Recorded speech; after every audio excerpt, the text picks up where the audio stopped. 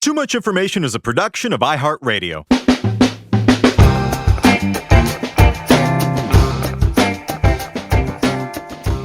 Hello, everyone, and welcome to Too Much Information, the show that brings you the secret history and little-known fascinating facts behind your favorite music, movies, TV shows, and more. We're two guys with too much free time on our hands. My name's Jordan Runtagh. And I'm Alex Heigl. And today we're going to take a look at Jerry Maguire, which recently turned 25 years old. It was written and directed, of course, by Cameron Crowe. Now, I got to admit, just right at the start, as a music journalist who majored in film, I'd be lying if I said I didn't spend a huge percentage of my life wanting to be Cameron Crowe. I love him so much. And I have to admit, I hadn't seen Jerry Maguire start to finish in a very long time. And it's interesting to see now how it's aged for two reasons. One, it's a movie about idealism in a very cynical industry. And now the cynicism quotient in the world has increased exponentially. It makes this movie all the more poignant. Also, I feel like this is a movie that couldn't exist today. It's like a mid-sized movie. It's like a decent-sized budget, but a very small human-sized story. And I feel like these days it's either huge CGI extravaganza or like a micro indie film. Yeah, I mean, we were just talking about this before we started recording, but it's like you look today, people are calling Licorice Pizza like an indie comedy, even though it's P.T. Anderson, who could just like run a camera around his house and people would pick it up and fawn over it.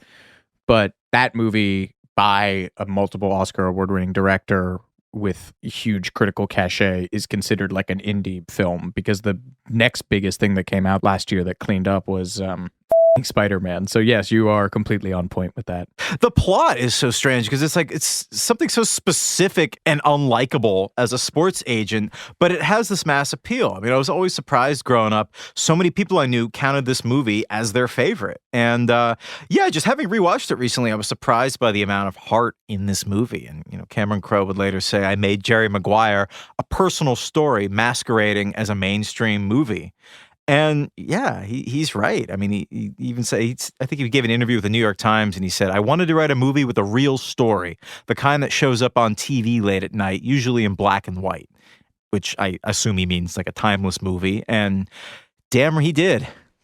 I mean, it's pre a lot of things that are really would you say this is pre Zellweger becoming Zellweger? Yeah. Big time. Yeah. Yeah. So like she goes on to Bridget Jones and Conquer the World. And also like this is sort of pre big internet and therefore social media. I feel like to me it's before like sports figures had like social media, like the idea of somebody before you could really like look behind the curtain. Yeah, but it works. It's a little moment in time followed by another very zeitgeisty movie of Cameron Crowe's, Almost Famous, you mean? Oh, I meant Singles, but yes, Almost Famous. Yeah. Almost Famous gave me and probably I bet you one out of every two music journalists of our age group, a North Star when we were going through school. Yeah. Anyway, enough pre-show banter. Here's everything you didn't know about Jerry Maguire.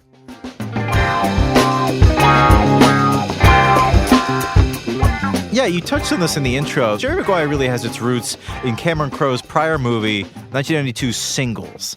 And to put it mildly, this film hadn't done anywhere near as well as he would have liked. Cameron Crowe told Paste magazine in 2005, all of a sudden, I just looked around and many false friends disappeared. The people that sort of stayed behind, who you realize were your true friends and would be your friends for life, were not the people I expected. And that became one of the first ideas that drove Jerry Maguire. What if you lost everything and looked around and all those people that you thought would be there for life are gone? Who's left? So, yeah, I mean, there are so many little moments in this movie, in addition to, the big overarching themes of this movie, that were taken directly from Cameron Crowe's life. And one of them was the humiliations that he faced while trying to promote Singles. The scene in Jerry Maguire when Jerry has to beg Cuba Gooding Jr.'s character, Rod Tidwell, to stay with him as his client. Cameron had to basically do something similar when he was promoting the Singles movie.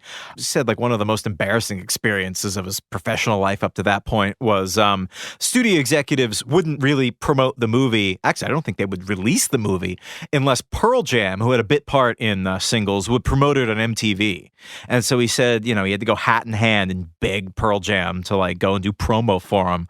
And he said later, it was just so vivid the way my stomach ached, begging these guys who were friends of mine and had been struggling 6 months earlier, were now the biggest band in the world, to help me. They eventually said yes, and the movie got released, but it was just a really painful experience for him.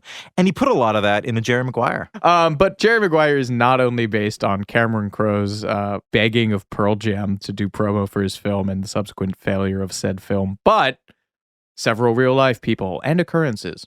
So the story for this movie and Jerry is largely based on real-life Orange County agent Lee Steinberg, who does make a cameo in the film as Troy Aikman's agent, which he was in real life. And he was also a consultant on the film. So Steinberg was, to use the Anchorman line, kind of a big deal. He represented number 1 NFL draft picks 8 times. Wow. And then he once said in one Super Bowl, all 6 quarterbacks in the game, both sides, were my clients, which is mind-boggling. God, just imagine being like, well, no matter who wins, I'm cleaning up. Yeah.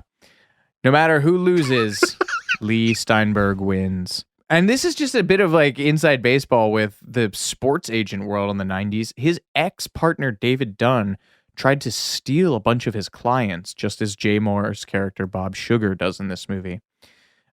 Crowe took 4 years to write Jerry Maguire, and he spent a lot of time hanging out with Steinberg and tagging along at football games, which is basically a pretty seamless transition from being like a constant fifth wheel at band practices and tours in the Rolling Stone days. So, making another appearance in the Too Much Information extended podcast universe is Jeffrey Katzenberg, baby. So, Jerry's mission statement in the film when he gets fired is influenced directly by Jeffrey Katzenberg, who once wrote a 28-page memo as head of Disney after becoming dissatisfied with the company's box office-driven mentality. And who was it in the Beauty and the Beast episode who said more, faster, cheaper? Bigger, better, faster, cheaper. Something like that. Or maybe that's the Daft Punk song, but something like that. Yeah, so speaking out of both sides of his mouth there. Anyway, he sent a 28-page manifesto to his employees in 1991, and this is one of the most brainworms-eaten corporate speak statements I've ever read.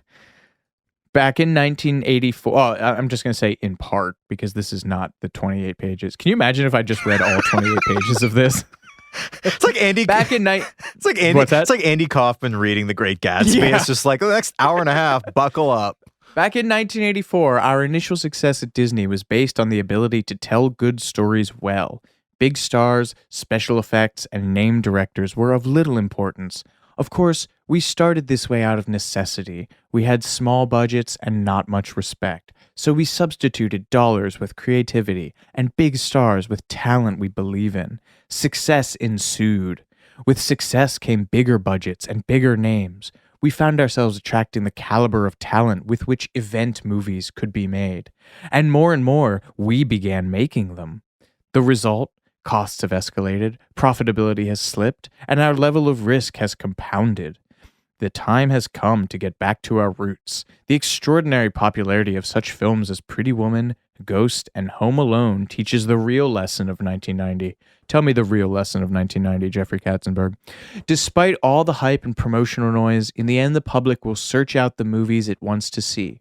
And these films, more often than not, will primarily be based on 2 basic elements. A good story, well executed. Not stars, not special effects, not casts of thousands, not mega budgets, not hype. Which, wow, that's aged poorly. Good Lord. Yeah, reading that, 30 years later, Katzenberg was basically worried that Disney was getting too big for its own good, spending too much money, and making too many movies. But he also doesn't offer anything in the way of solutions. He basically says, let's go back to the drawing board and get back to basics. And as we do, let's not be afraid to admit to others and to ourselves, up front and with passion, that we love what we do. I mean, you could just imagine everyone in his office reading that and saying, well, okay, well, if they read all 28 pages, well, now what? Yeah. Now what do we do? Skipping to the end and being like, well, Jeffrey, buddy. Hey, Jeff. What does this mean? What does this mean for us? Or like calling the HR at Disney and being like, am I fired? Did Jeffrey Katzenberg just fire me? Good job, Jeffrey. Anyway, continuing. Sorry. Oh my God. The next segue into this? Let me just set this up. Jeffrey Katzenberg was not the only person who wrote nearly 30 pages that year. Cameron Crowe, I guess, is, who's nothing if not thorough, actually wrote a 27-page mission statement as Jerry Maguire over the course of writing this film. I would imagine that he gave it to Tom Cruise as, character background. And none of it is ever seen on the screen, but he shared it as part of a special edition Jerry Maguire DVD, and I think it's on Cameron Crowe's website, The Uncool. And this manifesto, it's called The Things We Think and Do Not Say, The Future of Our Business. And again, this is what Jerry writes one night at a conference after some bad pizza or something. And it's kind of like Katzenberg's manifesto in that it's equally well-intentioned, but equally vague. And he signs off with, "Let us start a revolution. Let us start a revolution that's not just about basketball shoes or official licensed merchandise. I'm prepared to die for something. I'm prepared to live for our cause. The cause is caring about each other. The secret to this job is personal relationships." And again, this is about a man finding his moral compass, a man in an amoral company finding his moral compass and learning to care about people. And I think Cameron Crowe presented this document to Tom Cruise to help him figure out kind of more where Jerry Maguire's head was at. Tom, these are called feelings.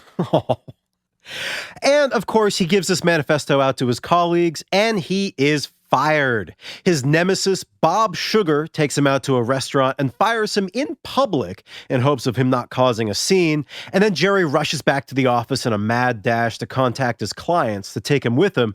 And as he's hustling back to the office to get back to his Rolodex and start calling his roster, he falls. And it's this famous scene where he falls in the middle of the office. And no one knew that was going to happen except Cameron Crowe and Tom Cruise. According to the 2016 Jerry Maguire Blu-ray featurette, Cameron Crowe suggested the bit to Tom Cruise at the very last minute without telling anyone on the set. So all the looks of concern in the background are genuine because everyone just thought, oh my God, Tom Cruise fell down. And it's a great little moment. He looks great, he's in his suit, but he's faltering. And I think it's really cool to illustrate that kind of metaphorical point very literally. But there was very nearly a different actor taking that pratfall, and that was Tom Hanks. Crowe originally had Tom Hanks in mind, as we all do for all things. He had Tom Hanks in mind for the role. But, unfortunately, in the 4 years that he spent writing the script, Tom Hanks kind of loses the boyishness and ages into the dad for all seasons that he has become currently. Didn't that happen for Hook too? Wasn't he in the running to be Peter Pan in Hook, and then the long, lengthy pre-production process took so long that he kind of aged out of it? I think that happened. He just goes from boyish to, dad. Anyway, by the time they got this ready to shoot, Hanks was almost 40. He had 2 Oscars. He wanted to direct, and he made the right call because he directs That Thing You Do. Oh, I can't handle an alternate universe where there's no That Thing You Do. I would much rather a universe where Tom Cruise is Jerry Maguire and That Thing You Do exists. And apparently Hanks rejected an early draft of the script because he didn't buy the marriage part. Quote, but without that, it became just a story about a guy sleeping with a girl from his office. And then, Tom Cruise probably thinks this is a rivalry. I don't want to sell it as a rivalry, but it's ironic that Tom Cruise actually got the role of Jerry because Tom Hanks had apparently auditioned for the role of Risky Business. That ultimately goes to Tom Cruise in his big star-making role. Oh, Joel! Oh, the in his underwear and a white button-down shirt and Ray-Bans. smarmy little. Yeah, God, that would not have been a good role for Tom Hanks, in my opinion, which no one asked for. Anyway, on to our other favorite part, which is alternate universe casting. We should get in the year 2000. Yeah. So there's Tom's, Hanks, and Cruise, but also Alec Baldwin, Johnny Depp, Sean Penn, John Travolta, and Bruce Willis were all considered for the lead. Woody Harrelson was offered the role, but turned it down, reportedly with the words to James L. Brooks of The Simpsons and many other things, "Nobody is going to give a shit about an agent." I'm going to go out on a limb and say I would have loved to see Woody Harrelson in this role. But it would have been weird because he was coming off of Natural Born Killers at the time, which would have been a real about face and awesome. Alec Baldwin doing his Glenn Ross character would kind of been, he almost would have been too scary in this though. Man, Johnny Depp, it's also funny to go back and look at all of these because Johnny Depp pops up in every big budget alternate casting. He was pitched for Neo. He was pitched for in Matrix. He was pitched for so many different things. Everyone was just hard to think of now, but he was on top of the world. What, from like 88 to like 08, I feel like, maybe even later, he's pretty consistent. Yeah. But, Crowe and Cruise have more in common than just a CR at the end of their last name. How you like that for a segue? Wow, that is amazing. But that is true. They actually go way back to the early 80s when they were shooting Cameron Crowe's first script, Fast Times at Ridgemont High. Sean Penn, of course, was famously in that movie. And Tom Cruise and Sean Penn were friends from appearing together in the 1981 movie Taps. So fast forward a decade. I've never seen Taps. I don't know anything about Taps. But I guess Cameron Crowe met, or at least, interacted briefly with Tom Cruise on the set of Fast Times. Fast forward a decade, and Tom Cruise has some free time in his schedule between Mission Impossible and Eyes Wide Shut. And he loved the Jerry Maguire script so much that he actually volunteered to audition as opposed to, simply just being handed the part, which he could have very easily done because he's Tom Cruise. And when you're at that level, you don't audition. Amazing, completely unrelated sidebar about extremely highly qualified actors being made to audition. I guess Shelley Winters was up for some movie and they made her audition, and she showed up and she comes with a big bag, and she arrives at, in the casting director's office. Out of her big bag, she reaches in, takes out an Oscar, slams it on the table, reaches into the bag, takes out her second Oscar, and slams it on the table, and said something like, "Here's my resume and here's my headshot." So that's incredible. That's the level of, that Tom Cruise was, in. Yet he still apparently auditioned. He apparently cried when he first read the script, which must have been before he got all his thetans removed. I'm blocking my public email for. Yeah. Good Lord. Just put in like the speak and spell voice being like Scientology reference redacted. Yeah. Apparently, in my defense, for any Scientologists listening, the audition went great, went perfect. Especially, don't hurt me. Don't find me. Now, to play his love interest in the movie, Dorothy Boyd, they were considering Winona Ryder, and she was able to commit, and I guess they went all the way through to screen tests, but I guess in the screen test, they look like brother and sister when standing together. That was they're both short and dark-haired, yeah. Yeah, I guess that was kind of the main feedback. So they decided to go a different direction for the role of Dorothy. Other contenders were Patricia Arquette, Cameron Diaz, Bridget Fonda, Nicole Kidman, who I don't think they were together at this time. Maybe I guess they must have been. Courtney Love, Molly Ringwald, Uma Thurman, Parker Posey, Mira Sorvino, and Marissa Tomei, and Jennifer Lopez, who supposedly turned it down because of her agent. She said that her agent told her not to do it. But the person who got the closest to Dorothy Boyd was Connie Britton. And she read for the role and was very nearly cast. It was apparently down to her and Renee Zellweger. And in an interview with the New York Times, Connie Britton said that she auditioned for Jerry and absolutely nailed the audition. And Cameron Crowe said that she'd shown him what the character should be. It really brought a whole new depth to this character that he'd created. And she met with Tom Cruise in New York, and they did a table read with him and the rest of the cast. And it really seemed like in her mind that she'd won this role. And then after doing a screen test with Tom Cruise, she heard someone say, "Oh yeah, they just want to see one more actress." And that was Renee Zellweger. So Connie Britton was heartbroken. And joked later that maybe she didn't get the part because she was too tall. That could have been a very real consideration. They were doing that. They were doing that. I want Nicole. I wish Nicole. Well, first of all, Courtney Love coming off of People versus Larry Flint. Can you imagine the chaotic energy that would have been Tom Cruise and Courtney Love anchoring this film? Holy God, that would have been incredible. But I also love the idea of Nicole Kidman doing it, because then Tom Cruise Eyes Wide Shut and right Nicole after. Kidman in Eyes Wide Shut are then like the 5 years later version of Jerry Maguire. I love that. Oh boy. But sadly, it was not to be. We got Renee Zellweger, who was amazing in this. Yeah. Oh yeah. She auditioned 3 times with Tom Cruise, and she was apparently scared out of her mind each time, which makes sense. He's Tom Cruise. And she was really not a big name at this point. I guess Just when she Empire Records, right, would have been her big one around the time. I think that probably would have been it. I mean, I'm not totally sure, but the Texas Chainsaw Massacre 4, I think she's in with Matthew McConaughey. Seriously? Yeah, sure am. I did not know that. Yeah, 19. Oh my God, yeah, that movie was 95. So this is right before Jerry Maguire then. Texas Chainsaw Massacre: The Next Generation. It was called. Yeah, it was Wow. her McConaughey. I mean, apparently they did not pay her much because I guess when Cameron Crowe called her and offered her the job that day, it had been so long since she worked that she went to the ATM and she didn't have enough of a balance to make a withdrawal. So, Woof. I mean, this was definitely, manna from heaven getting this role. A little movie nerd directorial tidbit. Cameron Crowe showed Tom Cruise photos of Katharine Hepburn and Spencer Tracy just to kind of demonstrate the kind of chemistry that he was hoping for, kind of combative teasing, flirtatious teasing. That was what he was looking for between Jerry Maguire and Dorothy Boyd.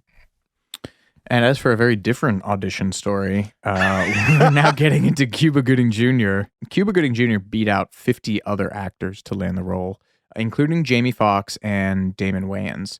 And when he first read the part for the studio, the Help Me Help You scene, he read with Robin Williams. He assumed that Williams was going to be playing Jerry Maguire. But Tom Cruise had actually already been hired, and Williams was substituting as just like a personal favor, which, I don't know, man. You can get...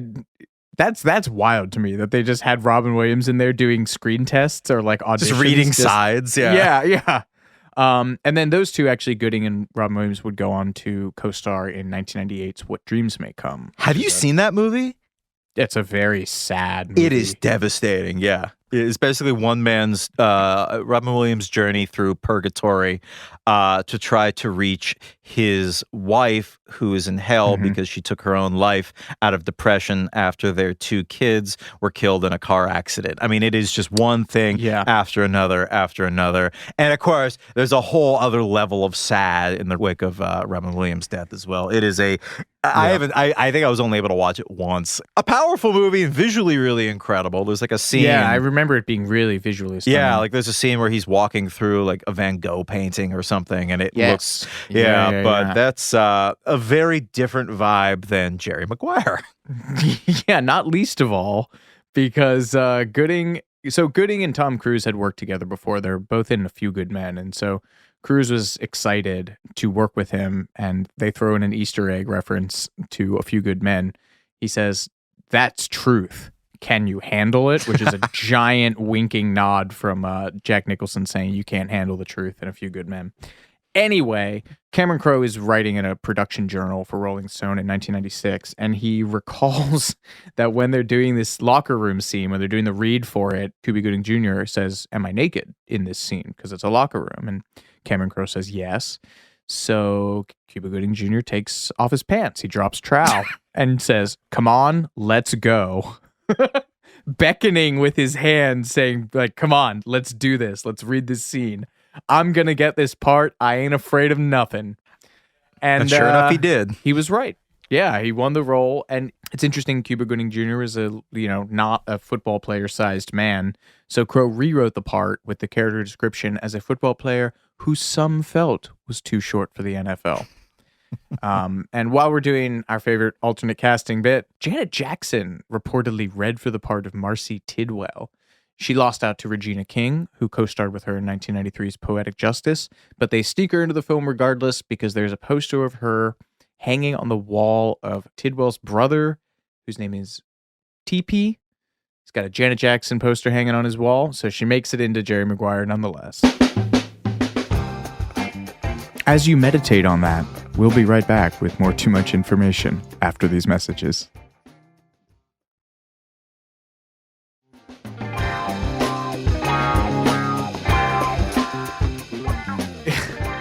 Cuba Gooding Jr., I don't know if you've seen interviews of him or ever. He breakdances frequently at the drop of a hat. Unsurprisingly, he has a background in it. Who among us? Yeah. Who among us have not broke? What's the past tense of breakdance? Broke danced? Broke danced. Broke dance mountain? Broke dances Cuba with Gooding Jr. wolves. has said broke dances with wolves.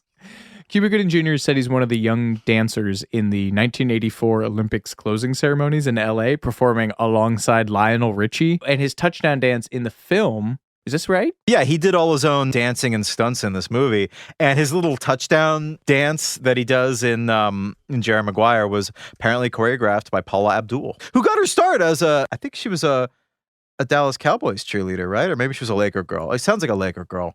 Oh, yeah. It's just wild to me that they brought her in just to do a touchdown dance. But I don't have a segue for this. Well, just dancing and music runs in Cuba's family. It's in his blood. Yeah. His dad, Cuba Gooding Sr., was the lead singer for the R&B group The Main Ingredient, who had a 1972 top 10 hit with Everybody Plays the Fool. Oh, everyone, you know that song, right? Everybody yeah. plays the fool. So that's the least soulful rendition of that song that has ever been done. I'm sorry.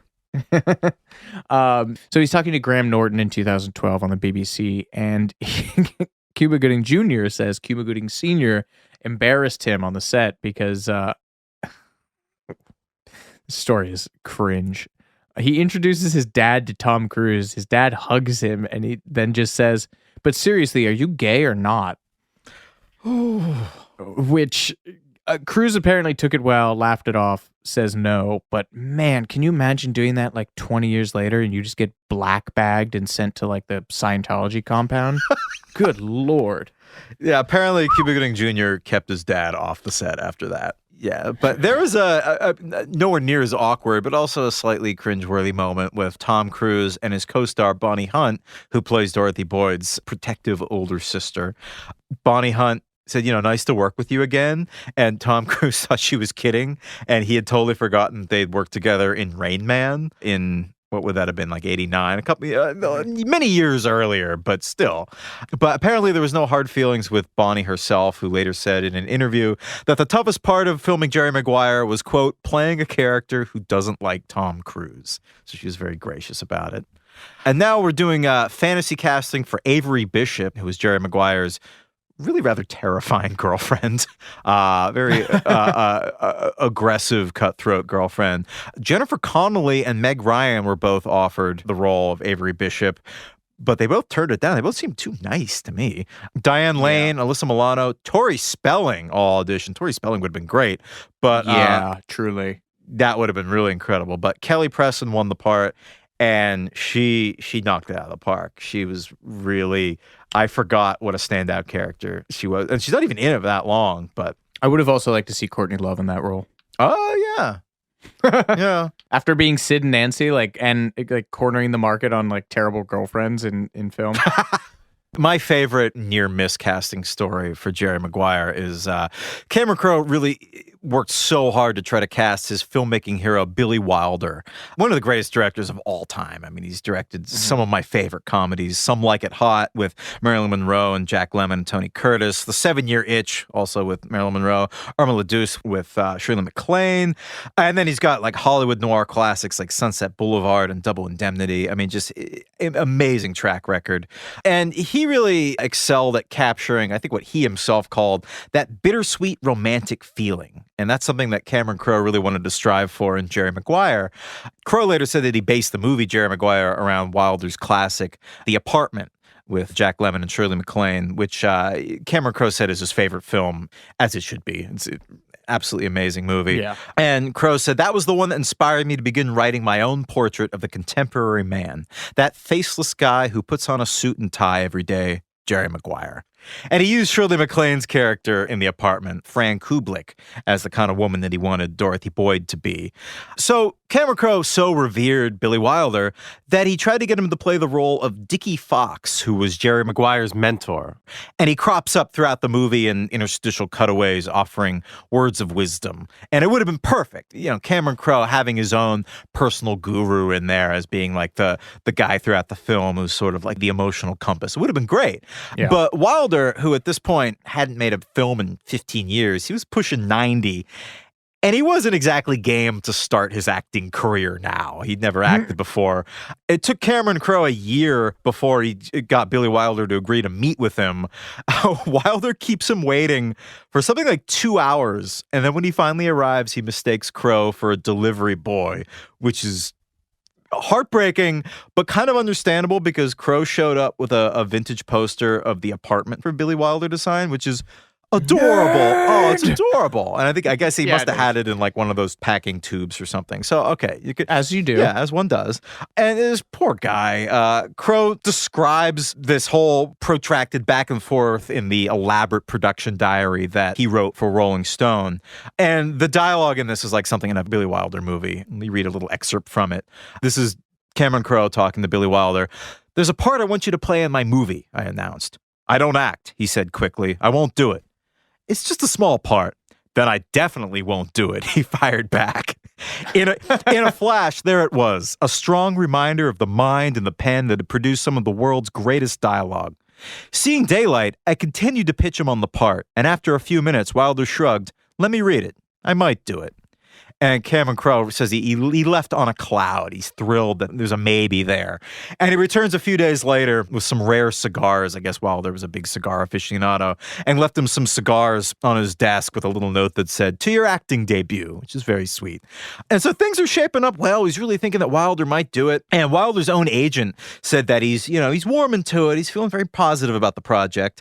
And so, Cameron Crowe's over the moon, and he decides that what better way to kick off this new project than to be the first scene they shoot to be of Billy Wilder, his hero.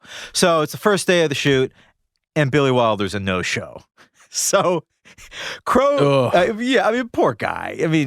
Get ghosted by your idol. Yeah. So Crowe, not to be dissuaded, he pays Billy Wilder a visit with Tom Cruise. He's bringing out the big guns here to try to convince him to do this part. And Wilder welcomes them both by, I guess he just says, "Well, I can't throw you out. You won't change my mind, but go ahead." Which, God bless him, Crowe tried. He delivers this passionate monologue about the apartment and how much that film had meant to him and how the film was perfect because it had the perfect actors. And Wilder was the perfect Dickie Fox. And Wilder's kind of letting all this passion wash over him. And then he just very calmly asks, "What's the story of your movie?" And Crowe sums up the plot, and he's really getting into it because it sounds like a Billy Wilder movie. It sounds like one of his movies. And he assumes that Billy Wilder would be intrigued at this kind of very something similar to the kind of things that he would like to do, and maybe he'd be honored by the homage. And he thought wrong because Billy Wilder listens to the plot and says, "And why do we care about this sports agent to begin with?" Which I'm a screenwriting major. I'm a screenwriting major. I've been told that is because there's no response to that. It is a devastating criticism from your idol. And I guess Crowe later wrote, "Great. I took 3.5 years writing this script, and it takes 89-year-old Billy Wilder 2 minutes to dismantle the whole damn thing." So, anyway, they kind of... Crowe kind of starts to plan his retreat, and Wilder, meanwhile, is more interested in pitching Tom Cruise his own project, which is great. He definitely sees an opportunity when one is there. And so they're walking out, and Wilder says to Crowe, "Nice to meet you," which is devastating because they'd already met. And then he turned to Cruise and said, "Nice to meet you." And then he winked and said to Cruise, "Especially you." So Crowe didn't get Wilder to be in his movie, but he did get a book out of the ordeal. I guess they became friendly enough that Wilder let him write the 1999 book Conversations with Wilder. So I guess there's something of a happy ending there. The guy they ended up getting to play Dickie Fox was not an actor, was I guess the head of business affairs at TriStar Studios, the studio producing the movie, a guy by the name of Jared Jassim, or maybe it's Jassim. But if you listen to those scenes, it's weird. It's very clear that this man is not an actor. No, he teaches law at Southwestern now. You're quick on the draw with the Google, my friend. Do you want to know what his words of advice are? They're on his adjunct faculty page. Oh my Don't God. trust anybody, regardless of race, color, creed, national origin, sex, age, marital status, disability, sexual orientation, or whether or not they served in Vietnam. I don't remember that being in the movie. No, that's on the Southwestern adjunct faculty page for Jared Jassim. Those are his actual words of advice. So now you don't have to take his class. Oh, there you go. Oh, man. So anyway. Crowe he endured more humiliation than what by all accounts is a very nice man should have to endure. And he did, as we mentioned earlier with the whole Pearl Jam anecdote, he funneled a lot of these into the story for Jerry Maguire. Yeah, and there's still like he doesn't name this woman, but there is a particular incident that he draws. One of the moments is the scene when the young athlete is crying on the phone while she's firing Jerry. And then she thinks she's taking a call on the other line, and she's like totally fine, no tears at all. So she's this total double-faced situation. But she realized it's still Jerry on the line. So that apparently happened to Cameron Crowe with an actress who he is diplomatically not named, but she was, to use his phrase, disconnecting herself from a part she'd taken in one of his movies. It's a Scientology phrase, isn't it? Deprogramming, disconnecting, yeah. Disconnecting, yeah. He tells the story in a 20th anniversary piece for Deadline. He says, she called up weeping, and then another call came in, and she was like, hello? And I said, it's still me. And she goes, oh, I feel so bad. So I just remembered being alone late at night in the office, feeling rejected by this actress we really wanted, and it found a home in Jerry Maguire.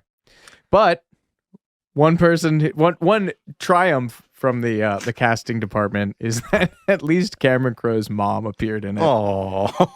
I imagine her being Frances McDormand in Almost Famous, but I guess that's not totally what she was like. She's one of the moms in the divorced women's group. She's the one who says, I finally got in touch with my anger. And another person who appears in that meeting is Winnie Holzman, the creator of My So-Called Life. Oh. She's the one who says, these holidays make me feel more divorced. God, that's grim. Ooh. All right, cameo lightning round. Oh, yeah, this movie has a plethora of cameos. That is the late, great Glenn Fry of the Eagles as the general manager of Rod's team, the Arizona Cardinals. It's funny, he walks right in when the Cardinals are playing the Philadelphia Eagles, which can't be an accident. Ugh. I like that. You like that? Of course I do like that. Music video director Mark Pellington is the director of the commercial with the camel with Rod at the end of the movie. And that's Alice in Chains frontman Jerry Cantrell is the guy at the copy shop who helps Jerry print his famous mission statement. Alice in Chains were in Singles. Oh, yeah, that's right. Okay, that makes a lot more sense now.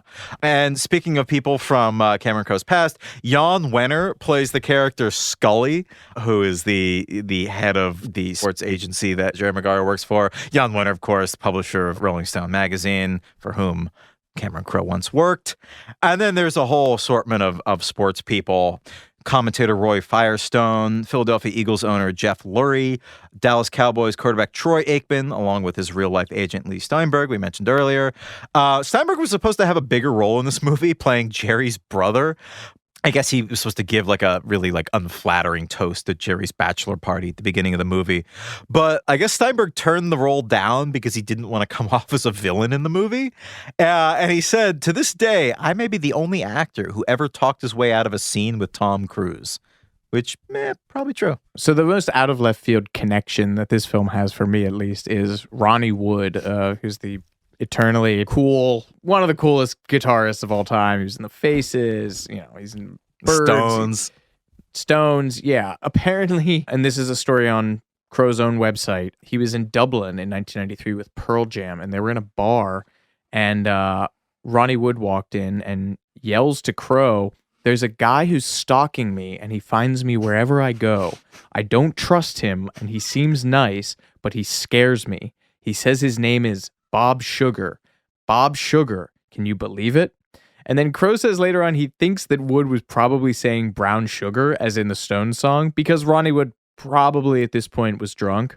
I'm assuming. I mean, he was in the Faces, so he probably has some problematic drinking. I don't know if he'd gotten sober by that point. But Crowe says when it came time to name the characters for Jerry Maguire, Sugar was the first one on the page. He said, the perfect name for a nemesis. It rolled off your tongue with ease.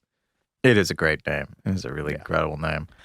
Another sports figure who made a cameo in Jerry Maguire is the ex-NFL defensive back Tim McDonald. I say ex-NFL defensive back as if I know what any of that means. She's the one who actually is credited with coming up with the phrase, show me the money, which, of course, was Rod Tidwell, a.k.a. Cuba Gooding Jr.'s rallying cry. That's the only thing I remember from this film when it came out as a child, just people yelling, show me the money all the time.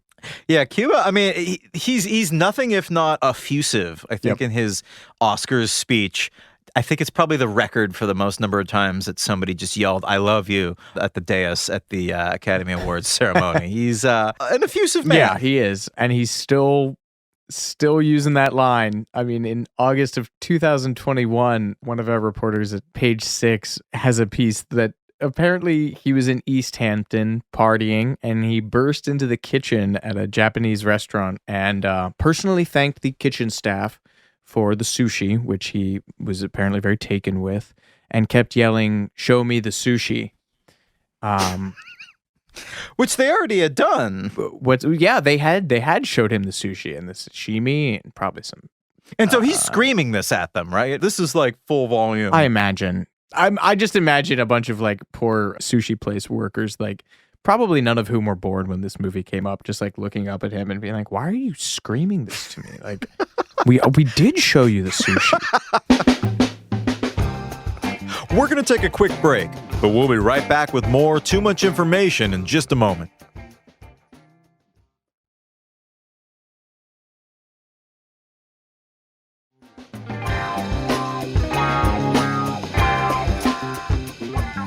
The other line that Cuba Gooding Jr.'s character says in this movie is this whole speech about the Quan. And this was something that Cameron Crowe wrote as kind of like the custom-made catchphrase of this movie. He really thought that the Quan would catch on. For those of you who don't remember, which I have to say, I myself didn't. No, not at all. The Quan it's a combination of community, love, respect, and money. I mean, that was what the Quan represents, sort of like all the important things in life, all the things you need to get by. And again, that was Crowe's like custom-made catchphrase. He was really bummed apparently that this phrase like didn't catch on in the same way that "Show Me the Money" became like a global phenomenon almost immediately after the movie was released. It just really never connected. But he maintained a soft spot for it in the years to come. And I guess when the skater Michelle Kwan went to the Olympics, a friend called Cameron Crowe in the middle of a routine and said, "Turn on the TV." And in the middle of a huge crowd at the Olympics, there's a fan with a sign that said, "Show me the Quan." So it resonated with one person. That meant a lot to him. And while we're on the subject of really quite a few catchphrases from this movie, "Show me the money," the Quan, and "the weight of the human head." Talk about the famous, adorable, one of the cutest kids in movie history. Come on, Ray. Well, wait till you hear about what Ray's doing now. Let's not get ahead of ourselves, though. Jonathan Lipnicki, an iconic cute kid in cinema. And Crowe wanted a kid who didn't seem like one of these industry vets. Like, he explicitly said he didn't want a kid who seemed like he walked out of a McDonald's commercial. And they cast a non-actor originally, and this person, in a real power move, abruptly announced they didn't want to do the movie anymore. And you said in here, according to one source, he did this in the middle of a scene. Well, okay. I mean, he was like 5, first of all. And I guess he had been going to Tom Cruise sort of on moments on the set, apparently, and kind of quietly been like, "I don't really want to do this. I don't, or is everybody going to be mad at me if I don't want to do this anymore?" And Tom Cruise kind of like gave him like a one-on-one counseling session and said like, no, it's okay to quit. Like, no one's going to be mad at you. It's okay if you don't want to do this. Like, it's better just to let us know, which is sweet. And apparently, according to one source I saw, I don't know if this is completely true, but I'd like to believe it, that in the middle of a scene, the kid walked. The kid walked straight out of the frame. Yeah. But so enter Jonathan Lipnicki, age 5. Where's he from? I think he's from Arizona, I think. From Death Valley. 4'3", 98 pounds, dripping wet. Anyway, weirdly enough, Monday Night Football. Yeah. Weirdly enough, the kid's a huge Tom Cruise fan already, and he goes into Tom's trailer for an audition, and he's just super effusive to Tom. He says, "I've been a fan of yours my entire life." Which is when you're 5 years old. My entire life, like it's something also really weird to be like you to be a 5-year-old who Top Gun is your favorite movie. Like, that's odd. Anyway, he leaves the trailer and he gives Tom a big maverick thumbs up. And Cameron Crowe is immediately taken with this kid. He describes him as that moment as like seeing Elvis in 56. But, he does have great chemistry with Tom, and apparently a lot of that's ad-libs, which is really wild. The scene where they're talking in the living room for the first time, completely ad-libbed. didn't have any human dialogue. And then the famous line about the human head weighing 8 pounds, Jonathan Lipnicki, as kids do, like I did this, I don't know if you did it, was just like one of those like weird trivia things that kids read and then repeat everywhere. Jonathan Lipnicki just showed up to the set one day telling everyone that, and it got written into the script. But is it true? Fact checking that. Where did you see this? I think it was a textbook and also Brain Stuff, which I guess if I was going to trust the fact about the Brain Stuff would probably be where I go. Yeah. So anyway, Lipnicki was wrong. Hashtag Lipnicki was wrong. The human head actually weighs between 10 to 11 pounds, and the brain weighs about 3. Speaking of the human head, Jonathan Lipnicki has found a different use for his now. Jordan, talk about that. Yeah, apparently Lipnicki, he attended public school, and he was something of an athlete. He played basketball and baseball, and he was on the water polo team, which I want to know a public high school that has a water polo team. That's like... Yeah, I bet you do. I guess he had sort of an awkward phase, as a lot of child actors do when they're kind of growing out of that. And he's told this story where he'd gotten LASIK by this point. His trademark granny glasses are gone. And he walks into a casting agent's office, and they're behind the desk with sunglasses and unlit cigar. And they take one look at him when he's like 19 and said, "You used to be cute. What happened?" And then just laid into him for like 10 minutes about how he's not cute anymore, and just really cruel to him. And then he leaves this audition like barely keeping it together, and then his agent calls him and says, "Why were you such a jerk to that casting agent?" So this guy had kind of a rough time. He's now gone on to become a mixed martial arts fighter. That's the cute kid from Jerry Maguire is a mixed martial arts fighter. He holds a purple belt in Brazilian jiu-jitsu, and he's a very ripped man. Let me put it that way. And he's using his powers for good. This is a truly wild story. Last year in July, apparently there were anti-Semitic attacks happening in LA, in the Fairfax district, against Orthodox Jews who were going to temple. Pro-Palestinian men were shooting people with paintballs and stuff. Oh my God. Yeah. And Jonathan Lipnicki and another fellow actor and mixed martial artist named Remy Franklin formed like a escort service for Orthodox Jews, just like because they can't carry phones, so they can't call the police when they're being attacked. So ripped Jonathan Lipnicki and one of his MMA buddies started walking these Orthodox Jews to temple. This is on TMZ, on a bunch of stuff. And yeah, I mean, he says there's been a lot of anti-Semitic hate crimes and violence towards Jews, he said. Families, women, children, everyone should have the right to worship without being discriminated against. But he also says a lot of us are martial artists who own martial arts gyms, and not all of us are Jewish. It's just people wanting to help other people. Oh, he is a black belt now. Oh, he's a black belt now. Okay. Yeah, but that is truly wild. Bless you, Jonathan Lipnicki. Yeah. Who was that masked man? It was... Is it a bird? Is it a plane? No, it was... I know I just combined the Lone Ranger and Superman in one, but good Lord, that is amazing. Good head, good heart, good kid. Anyway, moving on. There are so many stories behind these catchphrases, from "show me the money" and the Quan to the head weighing 8 pounds. The other big line from this movie, of course, is "you complete me," after Jerry Maguire's big speech trying to win back Renee Zellweger's character. Cameron Crowe very nearly cut this line, which is, maybe after "show me the money" is the most famous line in this movie. But he planned to cut it from the script, and then Tom Cruise stepped in and apparently said, "No, I love that line. Like, give me a crack at it." So they're shooting that scene when Jerry comes home to try to win Renee back. And at this point, it was like a marathon night of filming. It was something like 4 a.m. And he delivers the speech, delivers the "you complete me" line. Crew is a wreck. Renee Zellweger's a wreck. Tears are streaming down everybody's faces.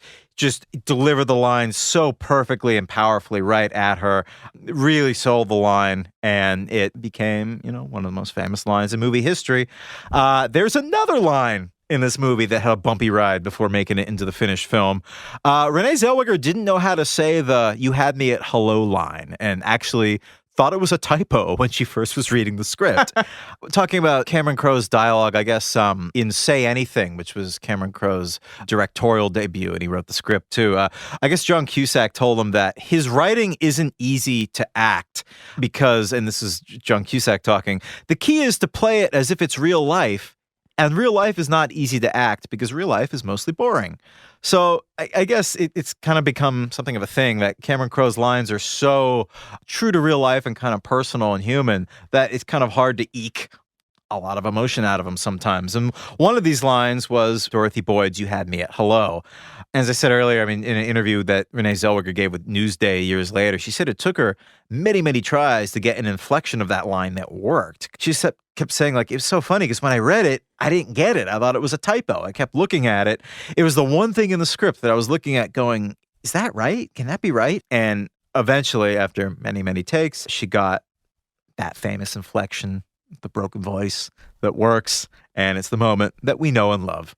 But we were cheated out of a less sentimental moment in this movie, shall we say. An in-movie Reebok commercial was cut, which ended up costing the studio that made Jerry Maguire quite a bit of money. Yeah, I mean, obviously it's a movie about professional athletes and endorsements, so there's a lot of product placement that happens in the film. You estimated 25 retailers who get screen time in this film? Something like that, yeah. And Reebok is among them. They spent $1.5 million on placement, and there was supposed to be an in-movie commercial that would have been starring Cuba Gooding Jr.'s character, but that scene got cut, and all that was left was his tirade against Reebok. So if you're Reebok at this point, they've just cut a $1.5 million check for what they assumed was going to be an ad in this film, and instead all they get is the character saying "F*** Reebok." So, you know, they were somewhat upset and sued the studio for $10 million for breach of contract. Eventually, this was settled out of court, and the Reebok ad has been restored to the film in television broadcasts and on the special edition DVD. I don't really get why. I mean, I would assume they would have like hammered that out with Cameron Crowe. Like, okay, cut whatever you want, but leave this little piece right here because somebody paid a whole lot of money for that. But yeah, I'm almost confused why this all occurred. But yeah, that was an oversight. Do you think they said it? Do you think one of the lawyers said, "Show me the money" in court? I mean, feels like an easy layup. It feels like he must have turns towards the jury and he's like, "And at the end of the day, ladies and gentlemen."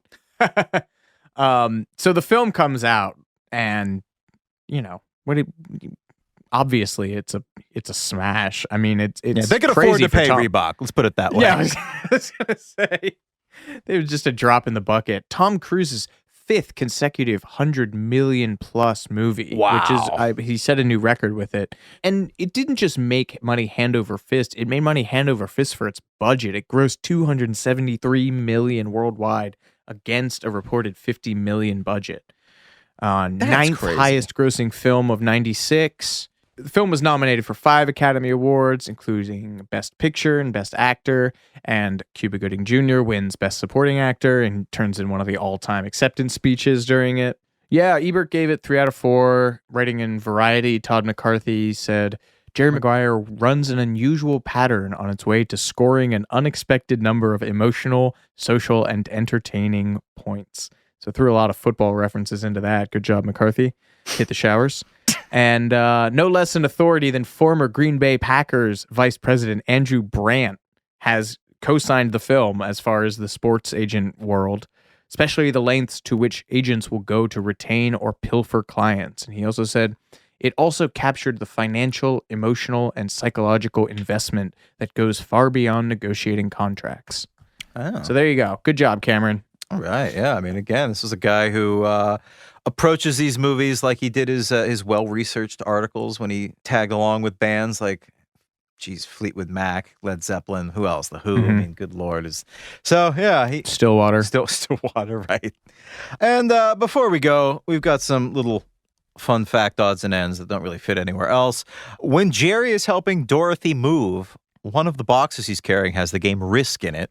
And in Cameron Crowe's Almost Famous, there's a box when the character's sister is moving out of their family home that's being carried. That box also has the game Risk in it. I wonder if Cameron Crowe, somebody moved out of his Rosebud. Risk is Cameron Crowe's Rosebud. I gotta say, I want to know the story behind that. To prepare for the scene where Kelly Preston has to punch Tom Cruise, she trained with the boxer Ray Boom Boom Mancini. And famously, that is a hell of a clock. I mean, Boom Boom Mancini's the guy who killed a guy. The only reason I know that is because there's the Warren Zevon song. Right.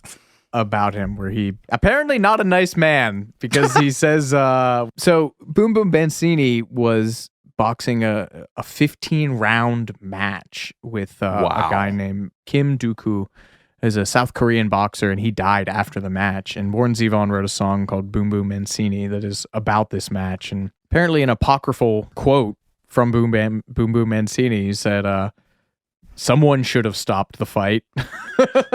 I mean, how long does a 15-round fight? I mean, I guess it's different every time, but like, how long would that fight have been? That's rounds are like what, 4 minutes? So entirely too damn long to be getting hit in the head. Sorry, to be getting hit in the head. God, maybe just cut all that down to Kelly Preston trained with a boxer who killed a guy. But Warren Zevon wrote a song about him, which means that it just keeps the rock and roll connections with Cameron Crowe just that much, that more, yeah. And I'm so glad by hook or by crook we got that Warren Zevon reference in there. And on the topic of Hook, this is my finest hour for transitions. We mentioned Hook earlier on at the beginning of this episode, and we also did a full episode on it earlier on in this still very new series. The baseball field that Jerry and his family are walking by at the very end of Jerry Maguire is the same baseball field used for the Little League game at the beginning of Hook. I think we actually also referenced Hook in Ocean's 11 and now in Jerry Maguire. All roads lead to Hook. That should really be, we should strive for that in every episode of the show that we do.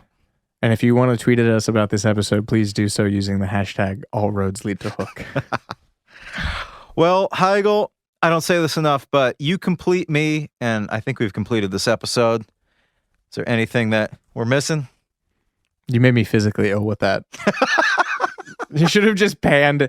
I don't know. We can't do this with podcasts, but just pan to me getting up and leaving like that unnamed kid in the middle of recording this.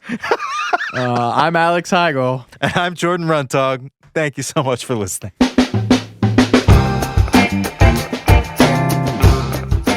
Too Much Information was a production of iHeartRadio. The show's executive producers are Noel Brown and Jordan Runtagh. The supervising producer is Mike Johns. The show was researched, written, and hosted by Jordan Runtagh and Alex Heigl. With original music by Seth Applebaum and the Ghost Funk Orchestra. If you like what you heard, please subscribe and leave us a review. For more podcasts on iHeartRadio, visit the iHeartRadio app, Apple Podcasts, or wherever you listen to your favorite shows.